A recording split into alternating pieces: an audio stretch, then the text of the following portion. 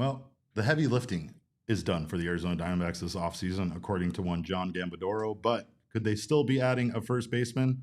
And is Paul Goldschmidt the best option? We're talking about it here in 30 seconds. Don't you go anywhere.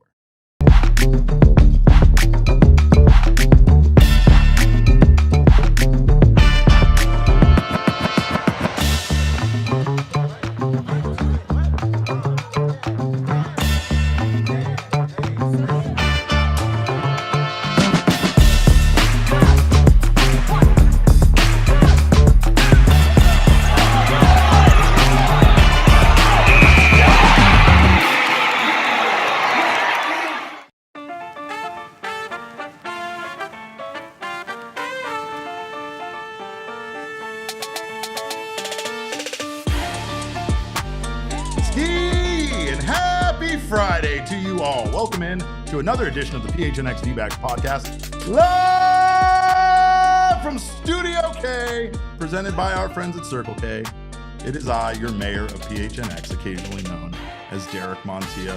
Thrilled to have you guys here on a beautiful Friday in downtown Phoenix, Arizona, and thrilled as always to be joined by the leche to my cafe, the one, the only Damon Farrell, aka Damon Dog, who is not very happy this morning, as a piece of Yoshi is alluding to already in our chat. So we're going to get around to us missing out on Sir Anthony Dominguez, but we also got to get around first to us missing out on MacKenzie Gore. Am I right? What a crazy thing that happened yesterday. What a disaster. What a disaster for this podcast. In case you missed it, we put together a hypothetical situation of the Diamondbacks potentially trading for starting pitcher MacKenzie Gore. We talked about trade packages. You were there, you remember. And then moments after we wrapped, not even moments, Damon. In fact, it was in the final 15 seconds of the episode itself. I think you might have said bark, bark, and then he got traded like right bark, then bark, and there. See, okay, so now in going back and reviewing what happened yesterday, there was a portion of the show where I may have unnecessarily attacked the Texas Rangers for what we did to them. I think I might have called it the perfect heist, sending Merrill Kelly in to steal 3 of their top prospects only to return to this organization after the season was over. Well, apparently the Rangers took that personally. Right, Damon? Yeah, it does seem as though, but here's what I will say. The Diamondbacks could get to that Mariners offer, or the Rangers offer. The Rangers farm system, I know it's 5-for-1. I know, like, you look at like the 5-for-1. You look at like the top prospects on the thing, right? And you're like, oh, they got the number 2, 6, 10 prospects in the Rangers farm system. But you got to remember, we absolutely just you say a heist, like we robbed the Rangers farm system. We took away 3 of their top 10 prospects. Mm-hmm. The Rangers have one of the worst farm systems in all of baseball. We knew that when we made that trade for Merrill Kelly to them, that they didn't have a strong farm system, and it got about half as strong when they traded away 3 of their top arms for Merrill Kelly. So I think the Diamondbacks absolutely could have matched an offer like this. I know it was 5-for-1, but if you headline it with like a Jordan Lawler, as we were talking about, I think that gets you pretty darn close to what they ended up getting, because the top guy that they got from the Rangers was a dude who's in single A, and his MLB ETA isn't until like 2029 or something like that, something nuts. So I think that, you could have hypothetically enticed them with the Lawler offer. Turns out Diamondbacks aren't really, I think, on the train of trying to get an elite level arm or a high level arm in the building. I mean, and Gambo mentioned that they would have been in on Freddie Peralta as well. If they had less injuries on the roster right now, they would have been a little bit more all in on a move like that. I think it's a matter of if the Diamondbacks had more to offer than the Rangers. Like, you could take a look at this and probably say yes, but were they willing to part with that? Were they willing to feel like we were about maybe not adding Cole Drake into that? I mean, I will say that the package we put together that we didn't love because of the Cole Drake addition yesterday did seem like it was too much, and yet that was just 3-for-1. Meanwhile, what the Rangers end up receiving is 5 prospects: Gavin Feen, Alejandro Rosario, Devin Fitzgerald, Abimelec Ortiz, and Yeremy Cabrera in exchange for 1 MacKenzie Gore. But not one top 100 prospect, as RA puts here in the chat. Like, those were not guys that are like super highly rated. Well, I mean, that's fine because, but still, they're highly rated within the Rangers system, maybe not across baseball. That might make them easier to part ways with from a Rangers perspective. The Rangers also didn't have a problem with trading as much as they did to get Merrill Kelly, only for them to miss the playoffs in 2025, right? But it's your classic 5-for-1 swap, Damon. You know, your classic 5-for-1 player trade where you have a quantity of prospects that hopefully from the Nationals' perspective, one works out, if not two, right? That's really what you can hope for when you're getting 5 prospects for MacKenzie Gore. The Rangers, meanwhile, add another solid pitcher to their already fairly good starting rotation. I mean, you could definitely say that MacKenzie Gore is an upgrade from Merrill Kelly, at least in the idea of what he could offer. I mean, not statistically, because Merrill Kelly had a much better season last year than MacKenzie Gore did. But again, this move is about the Rangers trying to win now and not building towards the future. And the Nationals, as we know, are always building towards the future. That's what they do. Gore's cost, very team friendly for the next 2 years. Again, that's the reason why it made it so alluring to the Diamondbacks to add someone like that to this roster. And again, it's mostly just about Chris Young, who is the president of baseball operations over there, watching our episode yesterday, getting very angry at the things we said, and picking up the phone while we were in the middle of discussing MacKenzie Gore coming to the Diamondbacks and being like, oh yeah, you want to see us steal somebody? Watch this. And that's basically what happened. So Chris Young, the former Rangers pitcher, is their president?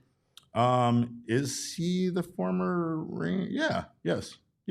Because I remember there was 2 Chris Youngs in the league. There was Chris Young, our Chris Young. Right? And then their Chris Young. Correct. Yeah. So is our move here? We got to hire Chris Young in our front office to counter. Yes, I like that move. Isn't he like he's on MLB Network? Yeah. I mean he knows his stuff. He does, yeah, and he's actually carved out a pretty cool role for himself. Given not that he was a bad player, but like he wasn't the level of player that you're typically used to seeing on those studio shows. What I'll also say is typically those guys are guys like Archie Bradley, where when you went to interview them as a member of the media, they gave you so much, right? Like there's guys that you're not surprised by them transitioning because you couldn't get them to shut up when you asked them a question sometimes.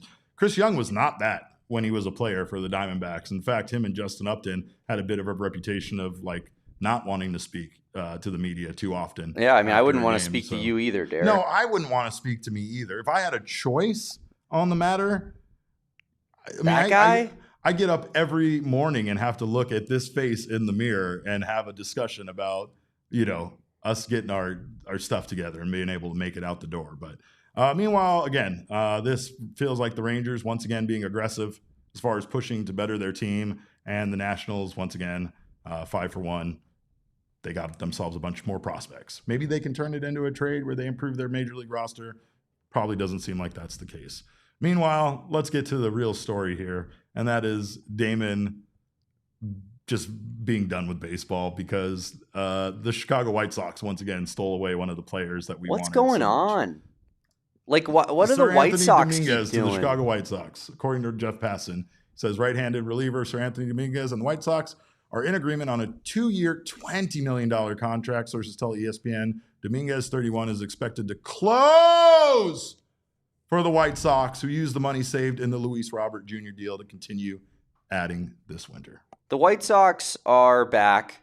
I love it. I kind of like the White Sox low key. My grandpa was born on the south side of Chicago, so I root for him a little bit. Mentioned that before. No. Yeah, I mean, I like to root for the losers. You know what I mean? And that's just kind of who I am, I think. But an underdog, Damon. You're an underdog. This hurts. This hurts a little bit. Yeah. I wish my White Sox didn't do this to us, Derek, because this feels like a pretty, this is about what we expected Sir Anthony Dominguez to get as a contract. I think we were thinking about, $8 to $10 million, 1 to 2 years, maybe an option. Obviously, there's no option involved here, but this would have been a signing that both of us, I think, would have been really happy about. I mean, I will say that overall, again, when you look at what the Diamondbacks have spent this offseason. Did that happen? Is that actually true, Alex?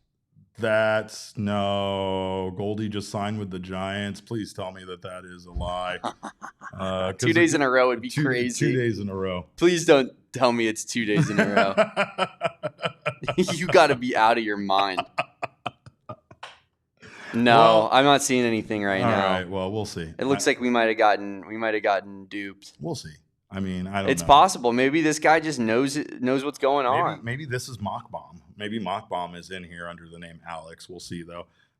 We'll see how things develop on Instagram or on Twitter, because I'm sure we'll hear something very soon here in regards to that. But again, like you said, yes, Sir Anthony Dominguez, I mean, $10 million a year, fairly affordable to bring in an elite pitching arm. However, the Diamondbacks spent $7.5 million on a starter. So maybe you could see why they did not, go after Sir Anthony Dominguez, or maybe you could see why a deal for him did not pan out.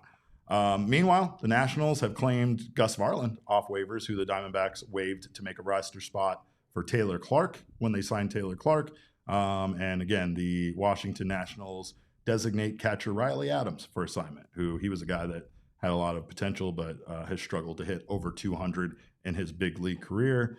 Meanwhile, Gus Varland, his overall big league ERA sits in the mid-4s over limited innings. So a little bit of a surprise there that he didn't clear waivers and couldn't potentially make it back to the Diamondbacks. But a lot of teams are trying to fill out bullpen roles and looking for guys that can just kind of eat innings. Meanwhile, the big story is these are all the things we missed out on. What are we getting? What are we getting? So the tweet we have here, Damon, is from John Gambadoro. And of course, we're going to have a conversation about this tweet. We are definitely going to have a conversation. Gambo said, I would say most of the heavy lifting with the Arizona Diamondbacks is done. Though trade discussions are still ongoing, I still believe they A, trade for more bullpen help with either depth they have on the major league roster or from the farm system, and B, sign a free agent first baseman. So we know we've talked about Goldschmidt and a Goldschmidt reunion being just a very nice fit here for the Diamondbacks. That might not happen based on maybe false claims or real claims happening in the chat. Maybe that's Buster Posey's burner account on YouTube, and he just wanted to come in here and tell us that before the deal actually happens. But Goldschmidt is a very attractive addition to this team. There's no doubt about it at all. And he feels, Damon, like the likely ad, right? Like, we felt like Merrill Kelly was going to come back, and then that happened. We felt like the Diamondbacks were going to trade, based on everything we heard, one of Jake McCarthy or Alec Thomas, and that's happened, right? In fact, we felt in our bones that they weren't going to trade Ketel, and those trade talks have been shut down. So I think that's the reason why it just feels like Paul Goldschmidt, being a free agent and willing, again, wanting to play in 2026, expressing that he wants to be like an everyday starter in 2026, really does feel like a reunion is in the works in the future, right? But we do have, of course, some potential other options. And even though that Gambo said in that tweet that they could add a pitcher or a starting first baseman via free agency, they could add a first baseman via trade, right? So again, we know what Paul Goldschmidt brings you. He's a proven performer. He's a franchise legend. I don't have to give you all of the reasons, once again, why I think it's an amazing move to bring Goldie back. I think that not only does he have a lot to offer still on the baseball diamond, but I think that Goldschmidt also brings a true heartwarming story here to him returning to the franchise. And again, I think if you're talking about teams across Major League Baseball, I don't know if another franchise, maybe outside of the Cardinals, is going to appreciate Paul Goldschmidt being on the team as much as the Diamondbacks fan base is going to appreciate. Oh, no chance Cardinals fans love Paul Goldschmidt as much as we do, brother. Right. He spent the first 8 seasons of his career here. Well, and let's just be honest for a second. 8 seasons in Arizona weighs a lot more than 8 seasons or however long he was in St. Louis. That's fair. That's an organization with tons of history, they're legends all over the place. Yeah. They have a whole wall in the outfield of Hall of Famers that have played for the organization. Yeah.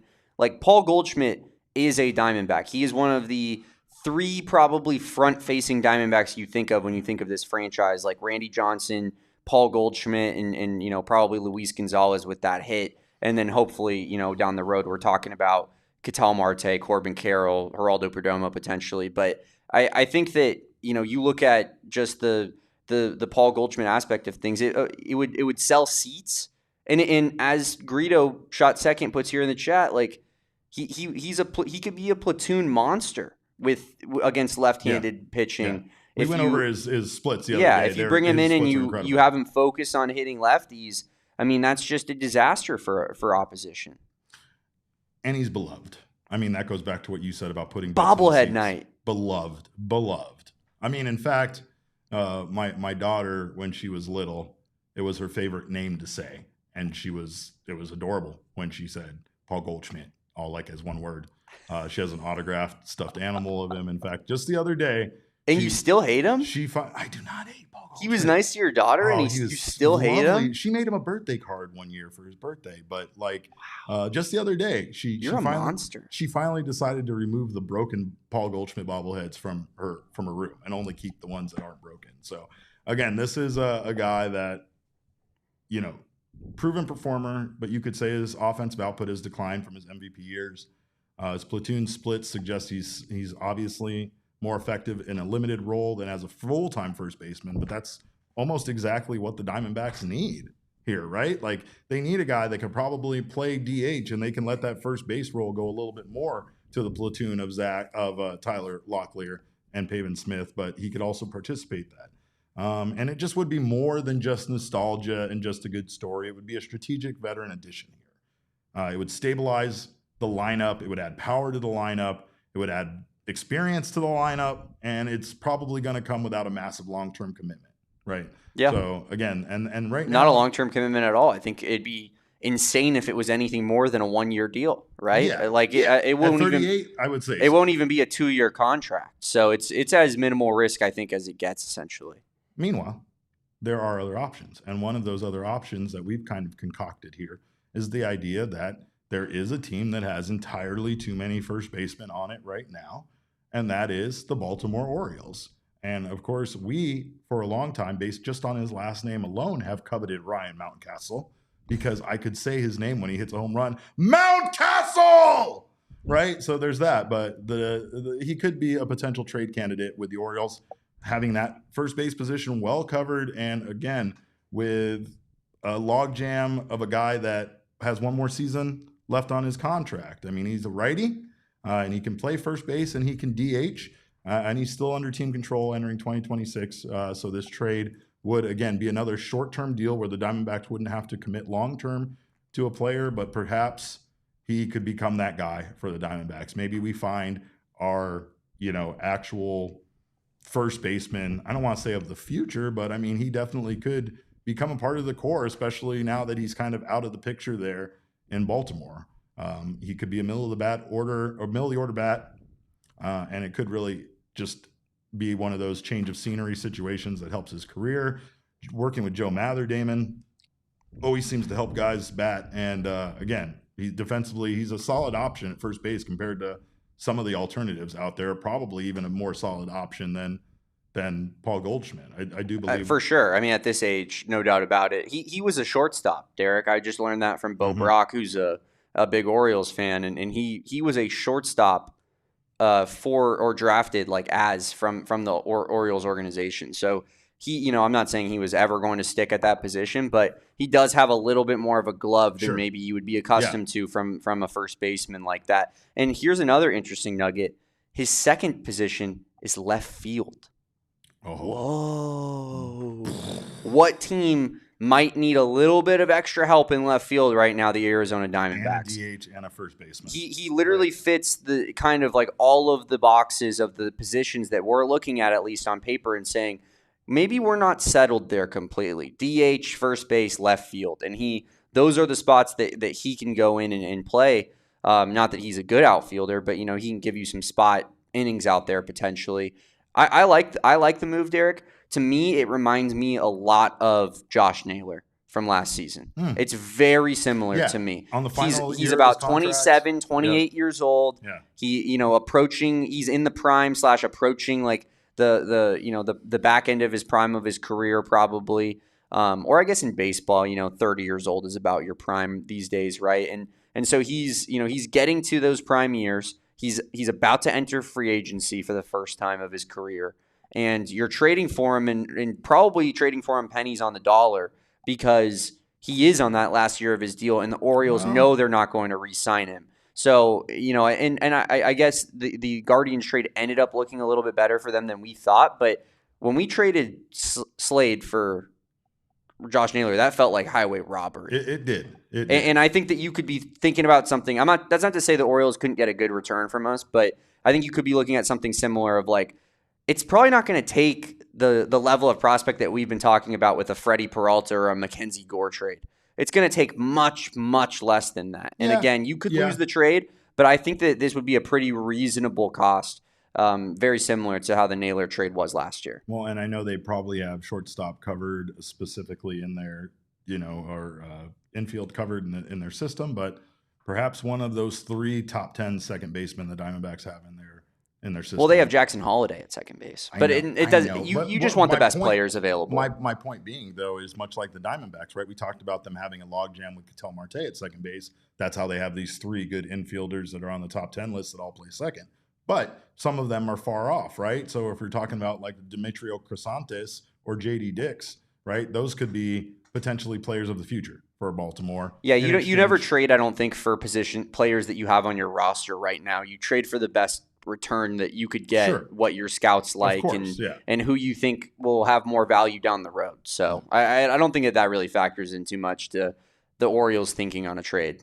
But meanwhile, I disagree with you because I think the Orioles will ask for too much. I think that the Orioles might just ask for a sizable return. Now, maybe they won't, or maybe they feel like they hold on to Mountcastle for depth overall, but it does feel like, I agree with what you're saying. Like, it feels like they have an abundance of players, and it's a great opportunity right now before camp starts for them to make a trade to improve their roster, either for the future or even for now. And also the Diamondbacks, could potentially have another first baseman, like you said, Josh Naylor, where they bring him in on the final year of his contract, and perhaps he, sticks around and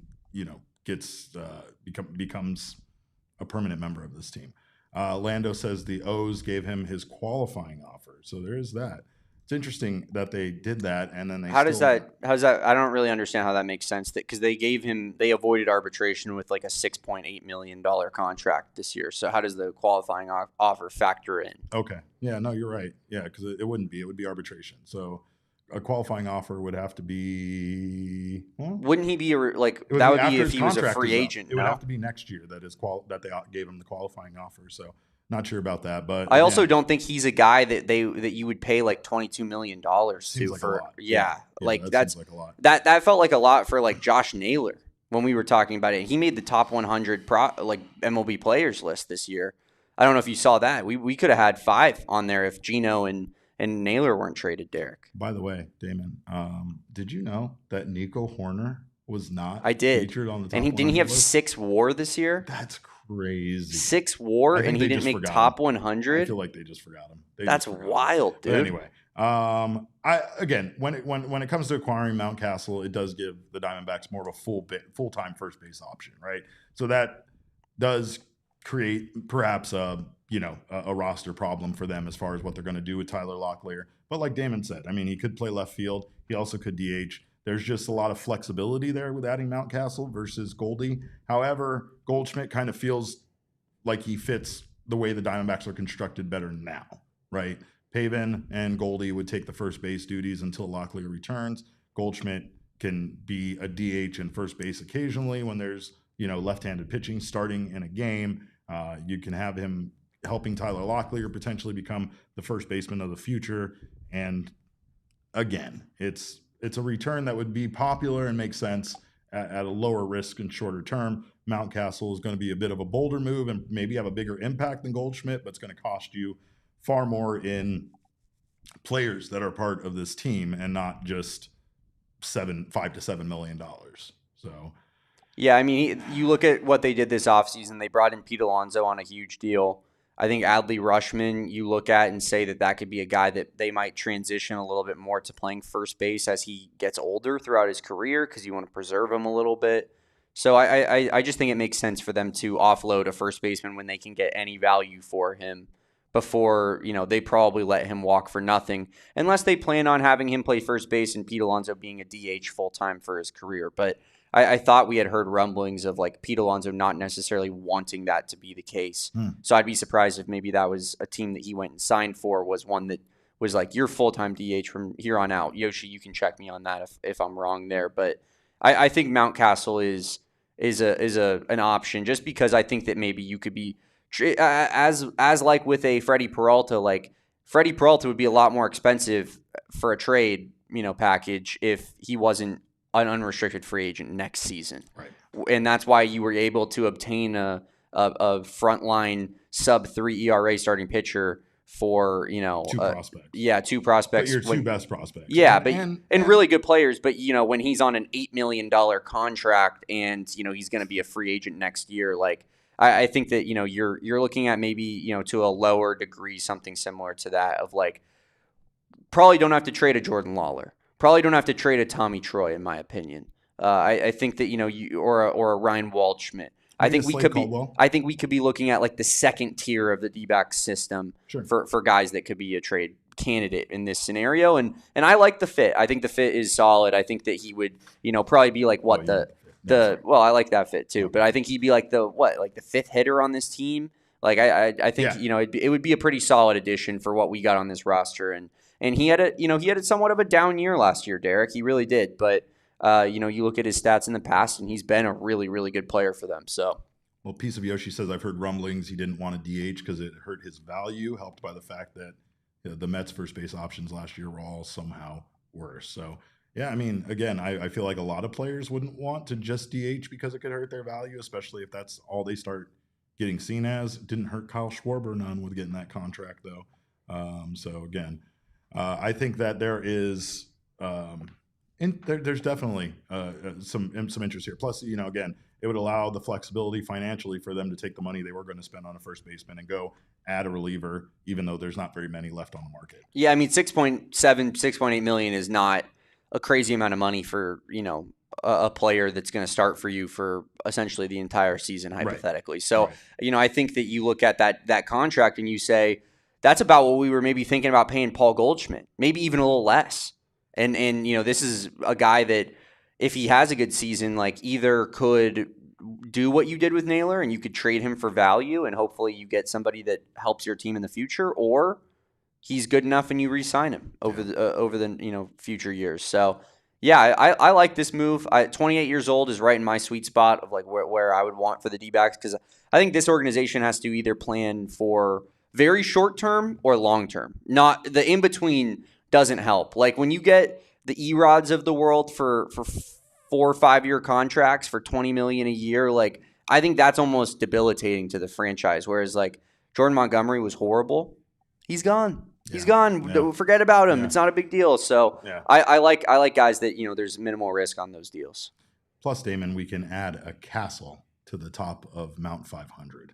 Wow. If he was a part of this team. That's insane. I didn't even think about that. Little Perdomo could go up the mountain to the castle, to Mountcastle at the top of Mount 500. We're climbing Mountcastle. Just saying. Let me know what you guys think in the chat. We always love to hear from you guys. Would you prefer Paul Goldschmidt? Would you prefer Ryan Mountcastle? Who makes more sense for you? More importantly, before we move on, Damon, bring up the John Gambadoro tweet one more time, because Damon and I had a little bit of a problem with the wording of this tweet where Gambo says, most of the heavy lifting with the Arizona Diamondbacks is done. Damon laughed at that a little bit. Yeah, I understand what Gambo means here, because the biggest problem for this team was, what were they going to do at starting pitcher? How are they going to spend this minimal amount of money that they had to spend, less than $40 million, and get 2 starting pitchers, relievers, outfielders, and a first baseman? And somehow they did make some savvy moves here to get most of that stuff. I still don't understand the Nolan Arenado trade, even though I love it. It really wasn't a big priority for them. However, you could definitely say that third base was not locked down with the candidates the Diamondbacks had at Jordan Lawler or even Blaze Alexander, right? So absolutely, it doesn't hurt to improve there. However, again, it's heavy lifting simply because I think the most important things for this team were done. And at this point, you could live with what you haven't accomplished yet. Do you think that's more of what he means? I think that he's talking about checking boxes, as you're saying, essentially, of being like, we figured out most of the things that we needed to do this offseason. I will say we haven't added any outfielders. We haven't added a first baseman. We haven't added to the bullpen. In fact, we got rid of an outfielder. So I'm looking at the boxes that we needed to check. Well, we did add a bullpen. We did add to the bullpen. You're going to act like Taylor Clark is nobody? You're going to just ignore Taylor Clark? I am going to ignore Taylor Clark. That's not a high-profile addition to the bullpen. Yeah, no. He might not even make the Major League roster to start the year. No, that's probably not going to happen. I would say that about Lois Siga, but maybe not. No, probably not. Probably not Taylor. I said he might not make the roster. Fair. It's fair. When you look at the list of things that we needed, starting pitcher, bullpen help, backup catcher, outfield, first base, that's half the things that you've done. That's half of them, Derek. You could say that we're checking boxes, but we're checking 50% of them. That's an F. You got an F on your test. And I laugh at the wording of heavy lifting because there was nothing heavy about this offseason. The highest profile addition is bringing back a player that we have had in this organization for 5+ seasons. Correct. And he's a great player. But I was sitting up here months ago saying, we're going to bring back Merrill Kelly. And you were like, I don't know if that's a given. I don't know if we should be. And I'm like, we're going to bring back Merrill Kelly. It feels like it's like set in stone. Like I knew that was happening. So I'm sitting up there. It almost feels like less of a high profile addition than like normally a 2-year, $20 million per year deal would feel because he's a guy who used to play for us and it felt like it was in the cards so much. Then you look at the rest of it. Nolan Arenado, I actually love the trade, especially at the dollar value we got him at. But in what world is 2 years, $11 million over the next 2 years a heavy lifting? Well, you're just that's the lightest lifting possible. Yeah, I know. Well, you're talking about it. You're literally talking about it financially. I am. Yeah, there's zero heavy lifting was done. I think that there was we used some dumbbells. We picked up some $35 million to spend, Damon. We picked up some 40-pound dumbbells and we curled them a couple times, but this is not like we're not deadlifting here, Derek. We're not bench pressing. We're not back squatting. These are not heavy lifts that are going on here. I mean, it was heavy lifts as far as necessities are concerned. It wasn't like they needed to go out. Yes, because they got it wasn't half. like they needed to go out and upgrade. Well, again, it's because DH. you and I feel differently about this team than they do, right? You and I obviously think there are more additions that need to be done, and I'm not arguing with that. I'm sure even Mike Hazen wouldn't argue with that. But again, you send me to the store with $10 effing dollars, and then you're mad that all I came back with was some bread and some cheese and a little bit of fruit and a couple of other things. I'm sitting here going, I got all of this for $10. That's all you sent me with. And you're like, you didn't bring back steak? Where's the steaks? And it's like, yeah, there's no steak because there was no money. And honestly, they had to do things creatively, even to add a Nolan Arenado here. So what they've done is a good job of spending the money that they've spent. But as far as like what you're talking about, heavy lifting is improving this team. And it's really hard to say that they have improved this team at this point. They went out and satisfied several of the needs, not all of them, like you said. But again, they might feel like they have internal candidates to play left field now. They might feel like Blaze is the person that's going to take over that spot. They might feel comfortable with Alec being in center field, far more comfortable than you do. We know Corbin's so much internal belief, though, Derek. At what point do we sit there and go like, brother, look at the team that we're competing against at the top in our division. Right. Internal development, like that's awesome. It sounds great, but like, can we like factor it in that it's gonna happen? Because absolutely not. You definitely can't do that. Here's what we're gonna do. We're gonna take a quick break, and on the other side of this break, we're gonna talk about why the Diamondbacks could be good in 26, and it's because they have 3 of the best goddamn players in baseball. 3 top 25 players, including Corbin Carroll coming out on MLB Network's top 10 list at number 9. Not only that, but we have MLB.com picking the Diamondbacks to actually make the playoffs next year. So all of that is what we're going to talk about on the other side of this break. Don't you go anywhere. We're going to do some more debating, and we're going to talk more about all of this on the other side of this break. You're watching the PHNX Diamondback Show. Well, we cannot wait to possibly win one of the 4 Corvettes that our friends at Gila River Resorts and Casinos are giving away during their fabulous Corvette giveaway. That's right. 4 casinos, 4 Corvettes, 4 big chances to win at all participating locations there at Gila River, Wild Horse Pass, Bekiva, Lone Butte, and Santan Mountain. How do you qualify? It's easy. You go out on Fridays from 6 p.m. to 8 p.m. There will be hourly drawings for free bonus play or a finale entry. Then on Tuesdays and Saturdays, you can earn 4 times the entries when you play with the card. And on Thursdays from 2 p.m. to 5 p.m., there's a hot seat finale qualifier where you play with the card for your shot once again at one of these beautiful Corvettes. And Damon and I definitely need to get in on that. We both could use a new car. So for more information, visit playatgila.com. Don't miss your chance to accelerate into luxury, play, earn, and win at any one of their 4 Valley locations. And of course, the holidays are over. It's the Big 26, and we are making big improvements in our home. The Window Depot is here to help you with that. The Window Depot is not just windows, though that's how they got started in Arizona back in 2002. Now they offer everything, including windows, doors, skylights, cabinets, countertops, sinks, and more, with tons of inventory in stock and ready for pickup. It's the reason why contractors love the Window Depot. It's their job site ready quantities, unbeatable prices, expert service, and of course, no membership being required. And you don't have to be a contractor to go to the Window Depot. You, me, Damon, we can all go out and improve our homes. And in fact, if you need that help bringing your vision to life, their in-house designers are there to help you plan your space at no extra cost. From countertops to cabinets, they make it simple. The Window Depot, more than just a window store. Visit thewindowdepot.com right now to get started on your project today. Oh, heated. Damon's over here telling me he sent me to the store with $40. I went with $10. That's all you gave me is $10. I sent you with $40. No. In other words, AKA, we'll call it $40 million for the offseason. Like we talked about all offseason, and we have $40 million left to spend. No. We've spent like 35 of it. Where'd the other $5 million go, Derek? I'm sitting here. And you pocketed the $5 that I sent you with, and I'm pissed. Yeah. I'm not okay with it. Apparently Michael Dixon in the chat is telling other people Dbacks want Goldschmidt to return in a part-time role. He wants a full-time role per Jack Summers.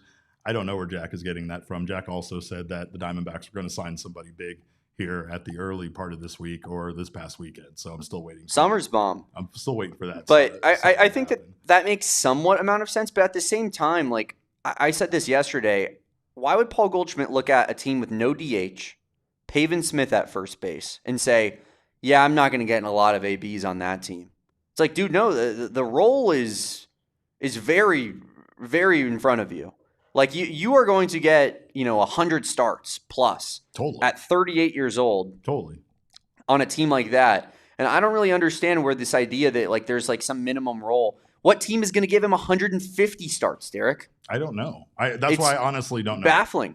I honestly don't know that. I really don't. And I also don't know why Goldschmidt would not be okay with taking less defensive reps and, DHing more. You're just getting to be a hitter and, also getting to retire the place that it all started, getting your jersey retirement, like the whole thing, all of it factors in. I think it makes perfect sense. When we talk about Pete Alonso, right, that's a guy that still, wants to show his value. Even Ryan Mountcastle, I could understand not wanting to DH because he wants to play first base and show that value, especially in the final year of his contract. Absolutely. I doubt that's the case with Paul Goldschmidt at 38, but I could be wrong about that. I don't know. I'm just speculating on that. It just doesn't seem to line up for me.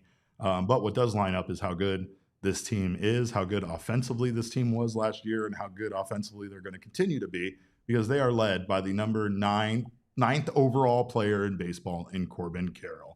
MLB Network dropped their top 10 last night, and Corbin Carroll was placed 9th overall in MLB Network's top 100 players right now list for the 2026 season, a significant jump from his previous ranking of 32nd in Major League Baseball last year. His climb reflects a historic 2025 campaign where he combined speed and power and everything. I mean, he was a better defender. His arm got stronger.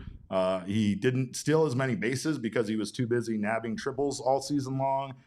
He had a career best 31 home runs, 32 steals, and led Major League Baseball in triples, solidifying him as one of the top stars in baseball. I didn't even realize he stole that many bases. It didn't feel like it, honestly. Because he didn't have that many opportunities. And it wasn't like he was not converting. He just wasn't attempting as many steals because he was ending up on second and third more than he has in his previous seasons playing Major League Baseball. I think there were statistics that also showed that he was just less likely to steal in last season, but that's also fair because he had guys like Geraldo Perdomo and Ketel Marte and Josh Naylor, Gino Suarez hitting behind him who were putting up career best numbers all across the board. It makes perfect sense why you wouldn't want that guy to steal as much. Unbelievable jump. The fact that he was 32nd last year in what was considered a down year for Corbin Carroll is indicative of how good of a baseball player he is, how truly elite that dude is, because he really wasn't that great last season, or 2 seasons ago, I should say now. He really wasn't that great, but he was able to pick it up in the second half of the year, and he still finished top 40 in MLB in their player list. The dude is special. Top 10, I didn't expect it. Higher than Vladimir Guerrero Jr. We talked about who we thought he would be above on the list. Yeah, who was our guess? We thought maybe he would J-Ram? Be above. Yeah, Jose Ramirez. Yeah. I think top 10 was unexpected for me, but I love to see a Diamondbacks player get some national love, some national attention like that.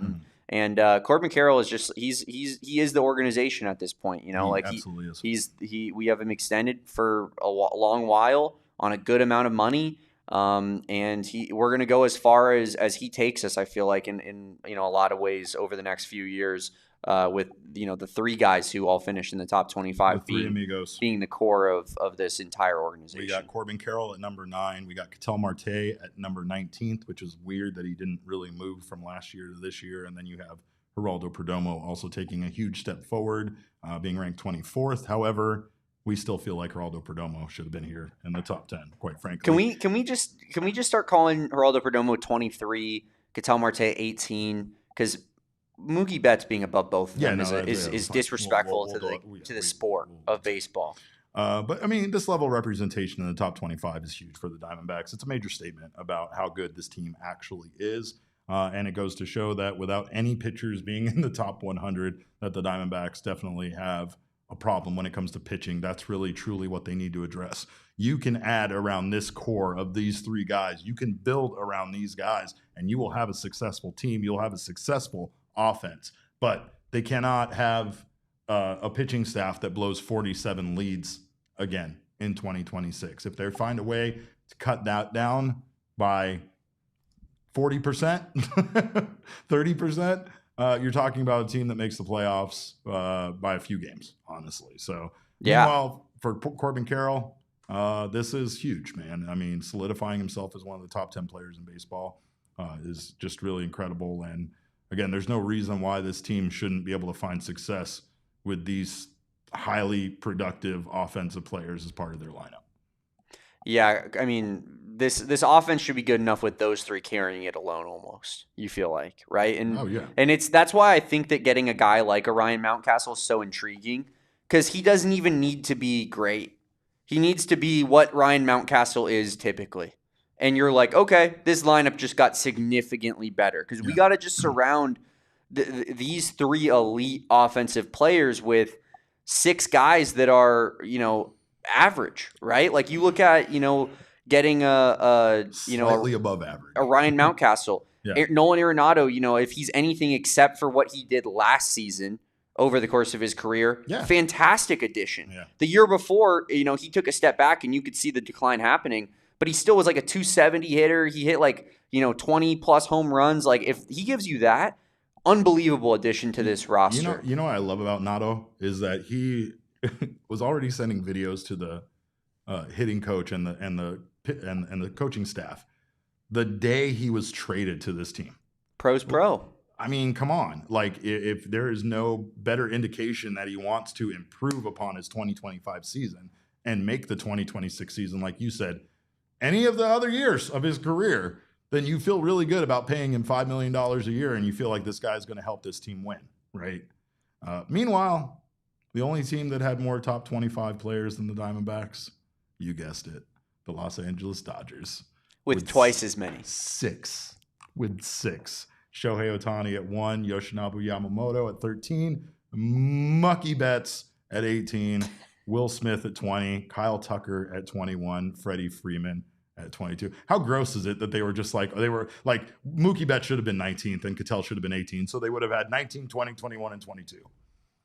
Mookie Betts should have been like 56. I know, but you know what I mean. Yeah, that's where I'm at. But yeah, that's not factoring in Blake Snell, who made the list. That's not factoring in. Yeah, no, that's just top 25. Yeah. That's just 6 in the top 25. Absolutely. They have more overall than that as well. I don't think Tyler Glasnow even made it. No. Obviously he's probably talented enough. He's just too injury prone. Teoscar Hernandez, very good hitter. I don't think he made the list. Like they're ridiculous. It's not fair.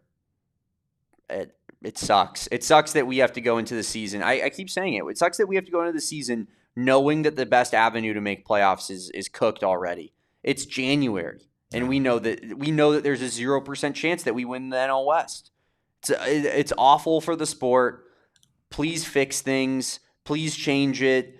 When they do change it, the problem is that we still have to experience these, the Dodgers for the next 5 years because they're still going to be benefiting off of the contracts that were legal in the past.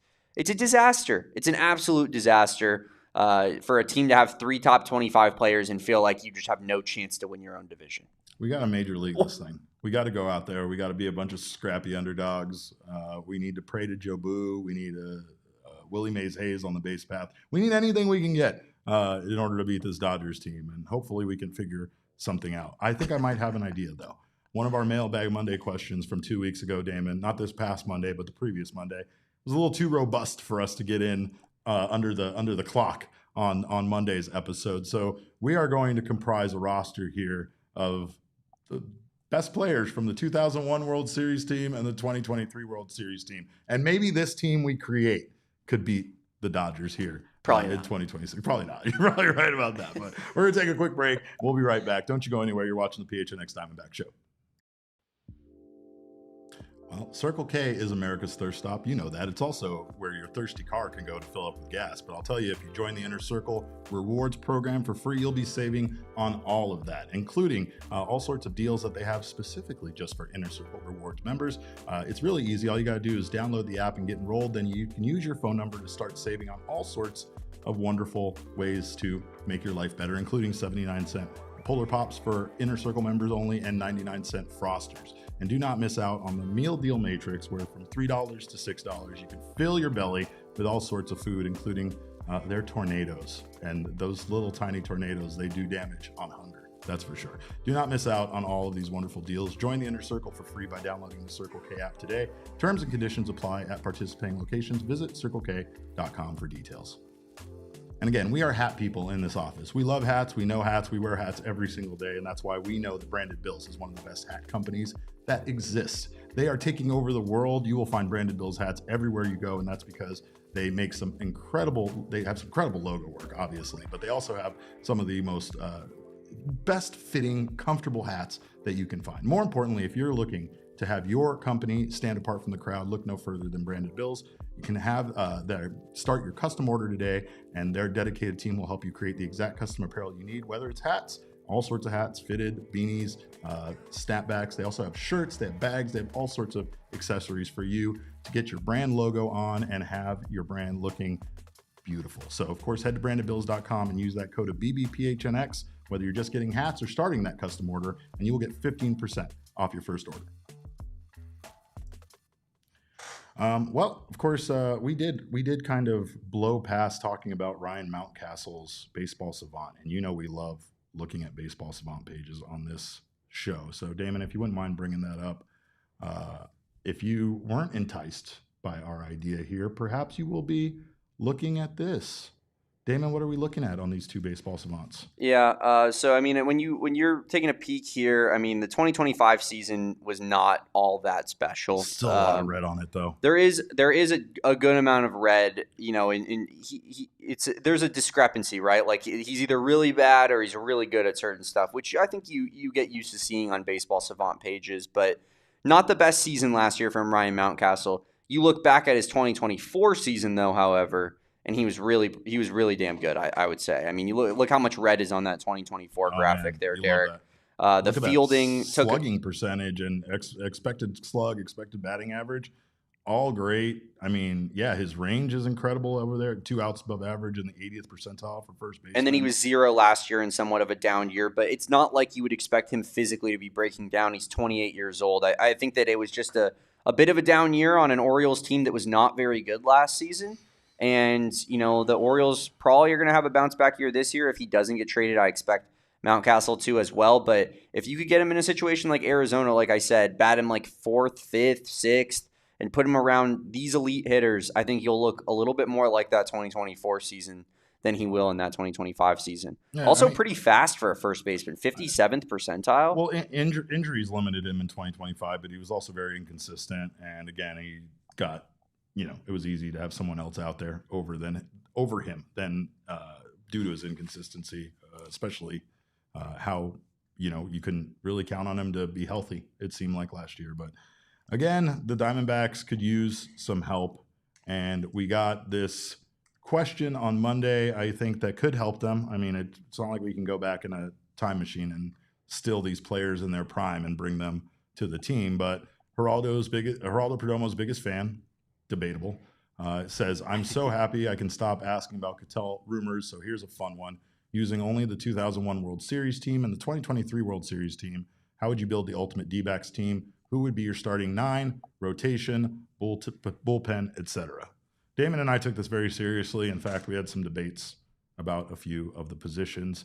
I don't know if this is clear cut. Like, it depends on what stats you want to look at. We were looking at like the postseason stats for 2001 and 2023, seeing which guys just were real studs there. But then you just, again, are trying to build your best roster, right, overall. So we had to take a look at the overall performances.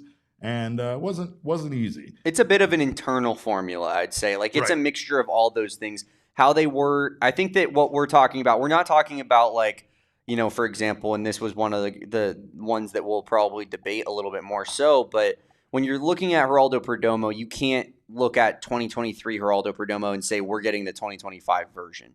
And now he was still very good in 2023. Right. But he wasn't 7-WAR player like he was in 2025. Correct. And we had to look at those specific seasons and the players they were in those seasons. Absolutely. Absolutely. But also, their playoff stats do get weighed in how they performed in the playoffs versus how they didn't. So all of it is a little bit of a weird mismatch of internal formula. But, Derek and I think we kind of fleshed it out eventually. We did. And yeah, we got our list here.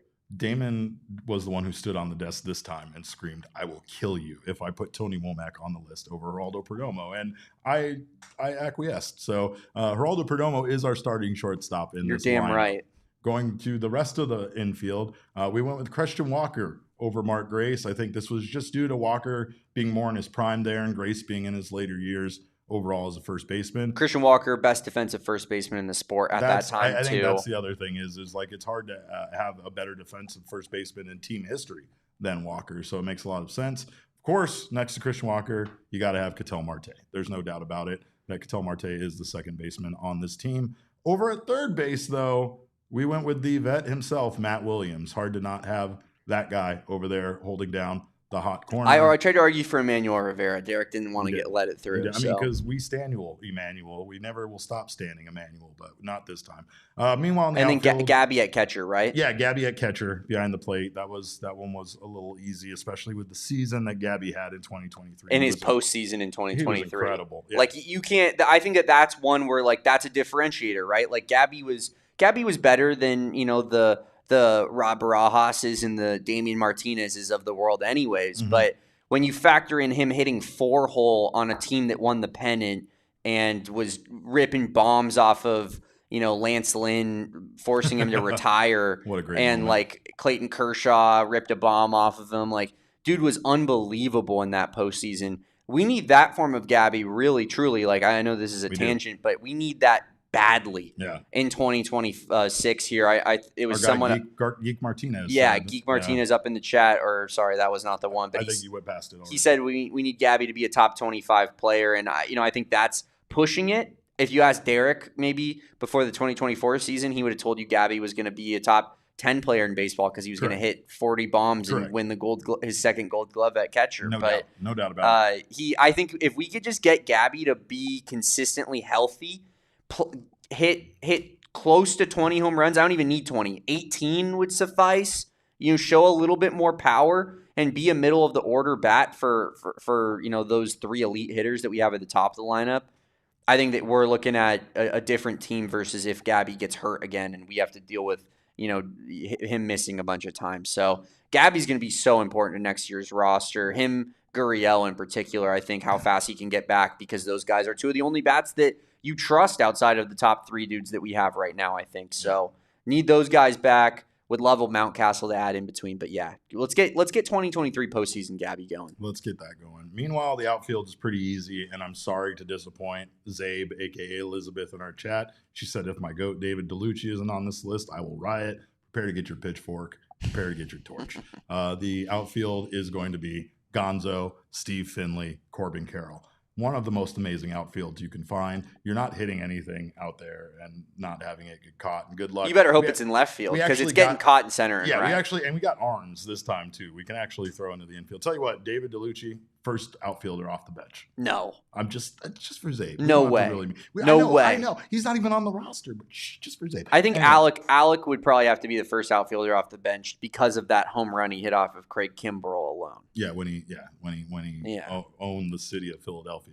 But of course, we do have to thank you guys, by the way, while we take a quick moment in between the starting 9 and, of course, where we're going to do with the pitching staff, to let you guys know we thank you for being Supporters Club members. Thank you so much, Deborah. Thank all of you guys for being here as Supporters Club members. We continue to rock and lead All City in Supporters Club members, and it's because of you guys. So, of course, you can sign up on our YouTube channel. It's $5 a month. If you ever send a super chat, this is a much better way to spend your $5, because you get access to those emojis, you get access to custom or all sorts of fun custom badges that will update with time, and you will also get access to our additional content. Go watch the guys play headbands. We're going to be filming another one of those here shortly. Those are a lot of fun, as well as the amazing stuff the Suns guys have been putting out for members only. So you can think of this as a fun way to support PHNX directly. It's not a paywall, it's not essential content, but we hope to be giving you guys something extra. And again, we appreciate the people who support us and keep us going. It really does mean the world to us. So and Derek's doing a fun thing where he makes me compete in games, and then he ruins it for me and gets me in last place. So if that's worth it for $5 a month. Keep telling everybody what I said about Gabby Moreno after the 2023 season. Keep telling everybody how much I hate Paul Goldschmidt. You'll never win this game, Damon. Not over my dead body will you win a round. If that's worth $5 to see me crash out and yell at Derek on our members only content, then this is the one for you. This is for you. This is for you. Well, starting rotation seems pretty easy, doesn't it, Damon? I mean, we don't even need a 5th guy. We're not going to 5. We're doing Randy. We're doing Kurt. We're doing Merrill Kelly, and we're doing Zach Gallen. And we just want to get back around to Randy as fast as possible. So there is no 5th starter. If we do pick a 5th, we'll go Brandon Pfaadt. We'll go big game Brandon. Sure, yeah, especially with how good he was in the 2023 postseason run, right? But again, we just want to get around to Randy Johnson again as fast as possible. Bullpen. We got a nice mix here. We have Kevin Ginkel, Ryan Nelson, Andrew Saalfrank, and Ryan Thompson, all from the 2023 year. Saalfrank and Thompson were incredible that season. Kevin Ginkel was a beast. And then you also have Ryan Nelson, who could also be that 5th starter as well. We have him there as a long reliever as well as a depth piece for the starting rotation. Greg Swindell and Mike Morgan make it on from the 2001 World Series team.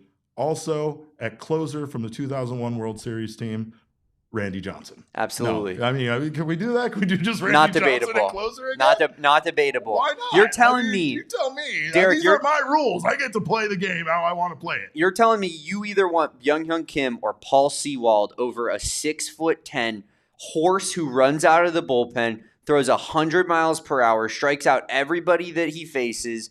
I'll take that dude as my closer. 100%. After he started 4 days ago. 100%. After he started 2 days ago. Because he's Randy goddamn Johnson, the best modern pitcher we've seen in this league's history. He just got better as he got older. And if so help me God, you tell me Pedro Martinez is better because he struck out the side in an all-star game. Who cares? Get him, Damon. That's for you, Bo. Young Kim actually in there as my closer. So There's Byung Kim. I wanted to say hello to Yankees girl, who might have just gotten lost and shown up here by mistake, but we welcome everybody. The bat signal of the 2001 World Series. Yeah, no matter what fan base we're talking about, we will welcome them. And we love Yankees fans. We beat them. Yeah, we did. We see, like that's not. We got no issue. We got no problem. Yeah, we have no problem. Now, Rangers fans, you come in this chat. Where's the bat? So help me God. We appreciate all of you guys being here, and those of you that are here get to hear it from me first, Damon. It is time. I've teased it all week long. I've said that I was going to make another stupid bet for 2026. As you know, in the past, my hair has been dyed multiple colors. My beard has been dyed. That's because that Blaze Alexander kidnapped our snake, so that's a whole other situation. But I'm ready, Damon. I'm ready. I mean, you and I have offered up eyebrow slits to look like Ketel Marte, which I still want to do just to be stylish. If they make playoffs, we'll be doing eyebrow slits. Yeah, if they make the playoffs, we're doing eyebrow slits. But if they make the playoffs in 2026, I'm going to offer up something a bit more permanent. I think Candace, who's not here today, suggested that I get a nipple piercing with a Diamondbacks charm on it. And I got to admit, that one was very appealing to me. But I will offer up my body once again to be permanently scarred, and I will say that if the Diamondbacks make the playoffs in 2026, you guys can tattoo me.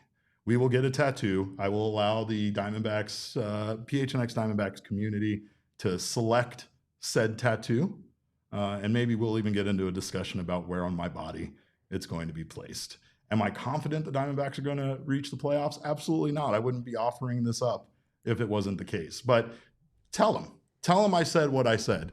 Tell the entire team, Dre, Jerry P, Corby, Ketel, tell them all what I said. Tell them all that I will permanently scar my stupid body with a tattoo. I will add to the ones I already have. And again, I will let you guys pick. See, Zabe is already making me regret that because she says my vote is for you to get Jesse's name tattooed on you. That's might blow up in my face very quickly, Damon. Thunderstick. See, this might be like all the multiple times that people gave the internet, the option to vote on stuff, and they just ran with it and sunk it into the ground. They sent Pitbull to Alaska when they got to pick which Walmart he would be performing at. They named a boat Bodie McBoatface, Damon. And I am sure that if the Diamondbacks make the playoffs in 2026, I am going to 100% regret the thing that I said today at 1 p.m. on Friday, January 23rd. So how is that? How are we going to decide on that? How are we going to decide as a community? Yeah, I guess maybe what we'll do is we'll pick some finalists. We'll let a vote, like you'll do like a Twitter poll or something. We'll get some ideas. We'll whittle it down to the finalists, and then we'll have a vote on what people want me to get. We can't just go free reign. No tattoos on my face. No, nothing like that. We're not tattooing whatever it is that you're already thinking about, Damon, because I know you're coming up with stuff. I don't want you to have a horrible tattoo that you hate. That would make me sad. Yeah. But I think that we ask the Discord for ideas, mm-hmm. and then you kind of pull people for different ideas of like what would actually be cool, something that you would like. You take your favorite like 4 and you put it on a Twitter poll, so that we can kind of branch this out to people and it can just have a little bit more of a scope of like, hey, this guy's getting a freaking tattoo for the Dbacks. So Ryan has a great idea. We could do like a March Madness style tournament. Pick 32 or something and have a bracket. And just bracket it and see what comes down as the champion, Zabe saying Damon's face with a U of A hat. She is finding so many ways to make me regret this 3 minutes after those words came out of my mouth. Bark, maybe. Bark. Damon Dog? A dog that resembles Damon? We're figuring it out. I'd be like, I don't know how I feel about that one. I had some ideas. I was thinking Baxter with like Phoenix on his hand as like an actual like thing. But anyway, we'll leave it up to you guys. You guys will figure it out, I'm sure. But we appreciate you guys so much for stopping by. We love you. We thank you for your time. Your time is your most valuable commodity. So again, we appreciate you sharing any amount of it with us. You can follow us on social media. I am at cap_caveman with a K. Damon Dog is at Damon Dog with a DAWG, and we're all Damon's dogs. Bark, bark. I said bark, bark. Okay. Our show is at PHNX_Dbacks, but as always, all roads lead to at PHNX_sports on Twitter, Instagram, and Facebook. We thank you guys so much for your time. We hope you have a wonderful Friday. We will see you back here on Monday at 12 p.m. as we move ever closer to pitchers and catchers reporting on February 10th. So until then, hope you all have a wonderful weekend. Behave yourselves, Ryan and CWP, you especially. And remember, kids, baseball is fun, but it's so much more fun when you actually do the heavy lifting. We all silly like the mayor.